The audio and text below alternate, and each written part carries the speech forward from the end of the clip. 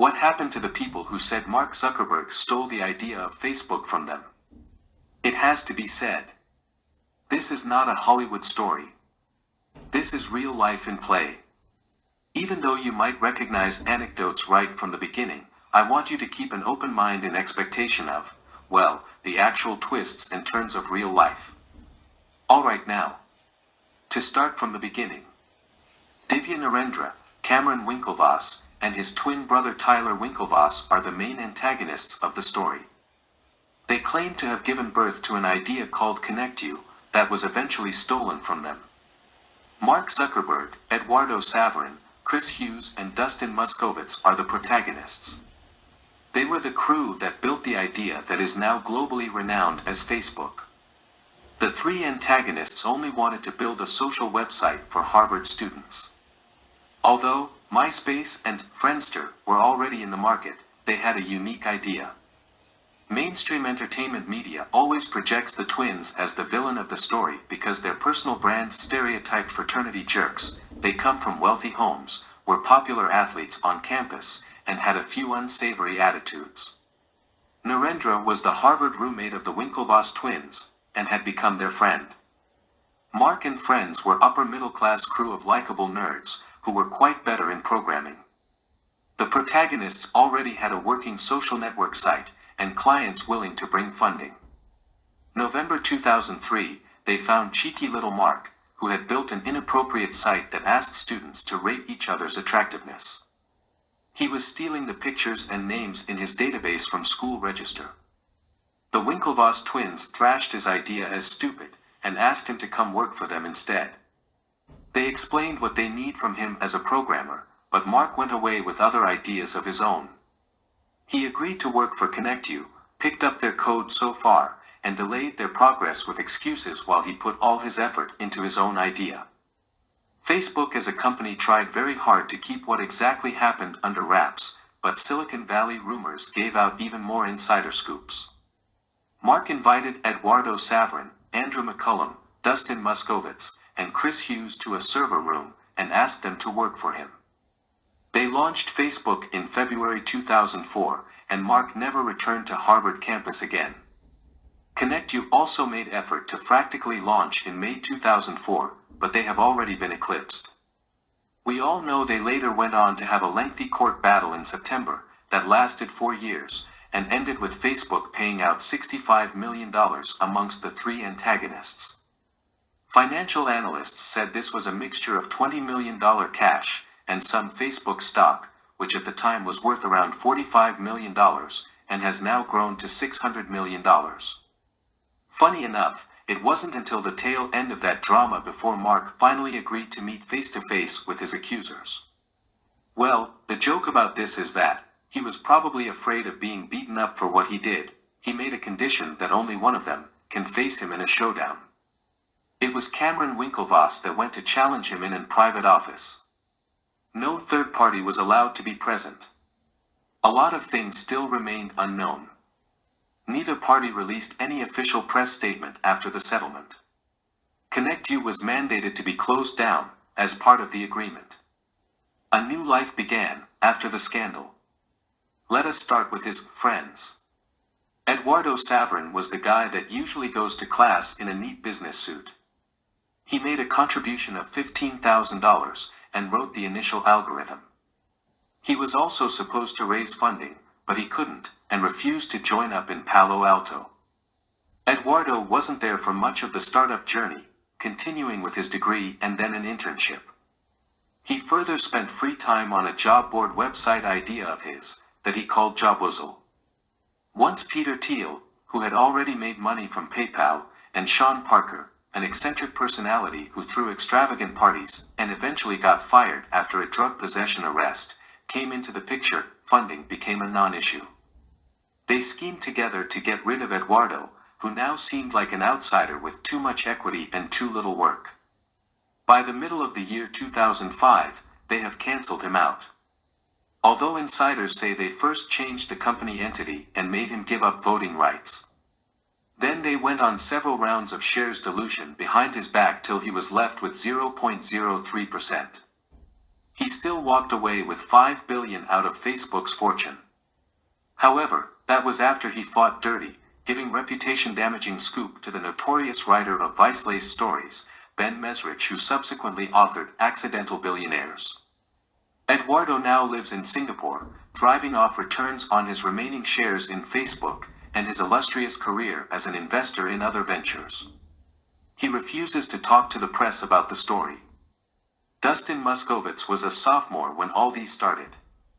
It was during the same year of 2004 that things started going south for their friendship. Mark got closer to other people like Sean Parker, so Dustin has to schedule time before they can see. Mark and Dustin initially moved to Palo Alto together and rented an apartment in the summer. They worked very hard. Moskovitz was known at Facebook for feats of marathon coding. The young man obviously has a lot of emotional intelligence. He did his job and left the politics when friendship faltered. 5 years later, Justin Rosenstein, an artistic product whiz, joined Facebook from Google. The two new friends discussed workplace management tools extensively till they shared a vision to build Asana. Dustin had found a new talisman, so he walked out on Zuckerberg. There were warring factions in Facebook at that time. Dustin waved that aside as inconsequential to his career decision, that there were always warring factions. He insists that he left to start his own company and there were no hard feelings either way. In his own words, Mark was disappointed, but he took it really well. They went ahead to start from San Francisco's Mission District and took Asana growth slow. After all, both of them had already made lots of money before launching Asana. Their steady growth has been rewarded with success. Dustin Moskovitz became the world's youngest billionaire in 2011 and is still worth $14 billion today. Andrew McCullum was also a programmer. His talent was game development. It took a while before Mark could convince him to convert his skills to what a new company needs. Andrew became their graphics designer, responsible for the logo we recognize so well today, as well as the font, icons, and many of the display UI from old, retained till now. Unfortunately, he did not make so much money from Facebook. Andrew McCullum only joined Facebook as a full-time employee after the company had already been up and running for a few months. This was the price he paid for not accepting the offer from Mark on time. They didn't give him any shares, even though they listed him as a founder. He didn't get the same ownership stake as the others, who were there from the very start. Andrew and Mark were once attending the same classes in Harvard, but he was clearly only another employee later in life. Facebook did not pay Andrew anything more than what he bargained for. Even though Sheryl Sandberg and Adam D'Angelo joined much later as employees too, but they still demanded and got lucrative shares options. Obviously, Andrew McCullum did not. He claimed that from the beginning, everything at Facebook had always been according to the vision of Mark Zuckerberg. He willingly resigned and explained thereafter that it was a great experience, but I knew that eventually, I was going to be working on something where I could define the vision. He's now the CEO of Philo. Facebook's strong suit was their aggressive fight for market share, and that's where Chris Hughes comes in. He was in charge of user relations. Chris Hughes was the non-technological co-founder of Facebook. He left in 2007 to join Barack Obama's presidential election campaign, where his experience at Facebook was essential because social networks was playing a key role. Chris Hughes' fallout with Mark was not about money, but rather about the way Facebook is being run today. He believes the company he helped start with lofty ideals has now gone rouge. It is presently being used as a tool to sabotage democracy and free constructive speech. According to him, it was painful to watch how Facebook institutionally went from improving interaction between people to degrading it. Hughes, like some others who helped make Facebook a success, testified to Congress that it is essential to split the company up and put it under control. Hughes reportedly walked regulators through a 39-page slide presentation that makes a point-by-point legal case for breaking up the social network, based on decades of antitrust law precedent. He created this from his experience working there. He made $400 million from his work there. Meanwhile, everybody from the founding days have been eliminated. We can now go after our enemies. There was this guy Divya Narendra, who some people boldly claim is the true brainchild of Facebook but played it up to his wealthy new college friends. I personally doubt that though. The Winklevoss twins claim it for themselves more boldly. Divya was born by immigrants in the Bronx borough of New York. Both of his parents are doctors whom emigrated from India, in search of a better life for their children. Second-generation immigrants, like Obama, are known to do well in the United States. He personally wrote all the framework of a website, which was named Harvard Connection by him, that functions almost like the Facebook, but he couldn't continue to work single-handedly if it would go far. Some Indian press house claimed there was another Indian boy in the picture, Harvard senior Sanjay Mavankurve, who initially helped him write some code before graduating. Perhaps it was the twins that branded ConnectU, and asked him to work on it in the first place, just like they later asked Mark. Anyway, he finished his degree at Harvard and got employed by Google. He later founded SumZero. Many blogs and magazines that continue to claim that Facebook was his idea has been brought down, and served cease and desist orders. The Winklevoss twins remain the only ones who refuse to let it slide. They said they are actually fighting for justice, not money. Cameron Winklevoss said ConnectU source code was the foundation of Facebook. He explained, it doesn't logically add up. Usually a project will take much longer to complete than the meeting to plan it. They have many lines of argument to buttress their claim. Cameron described meeting with Zuckerberg on at least 3 separate occasions to discuss his work on the website and exchanging 52 email correspondences. The transcript of many of these emails are still publicly available on their stall scribbles, but internet service providers have curtailed the loading of that page. You have to use one of the dark web browsers like Onion, otherwise you cannot load the web page successfully. The dates on the emails span from November 2003 to January 2004. Tyler Winklevoss said, the whole idea started as fun. We have all tried to act in good faith, but one guy happened to get greedy. After the scandal, they left to study business at the University of Oxford.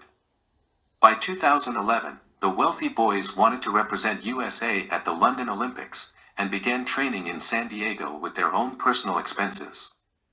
Their aim was the rowing championship category, but they couldn't make the cut.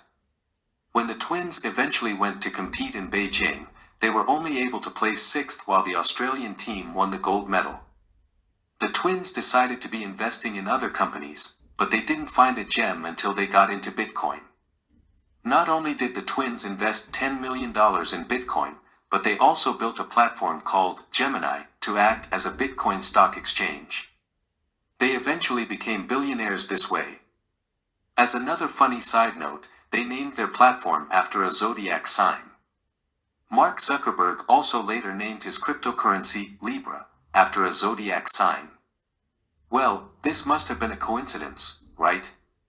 They went on from there to form Winklevoss Capital to invest in many different industries, including gaming, artificial intelligence, education, bioscience, and most notably, crypto.